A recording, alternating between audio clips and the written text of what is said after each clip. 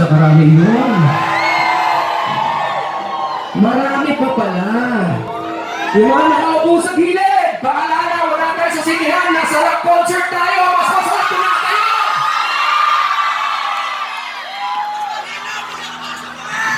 Mas masaya kung makapasok kayo?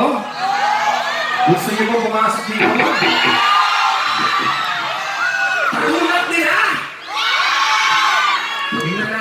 Tingnan natin mamaya. Meron sana kayong isang request sa inyong lahat. Pakinggan niya, napakasimple lang.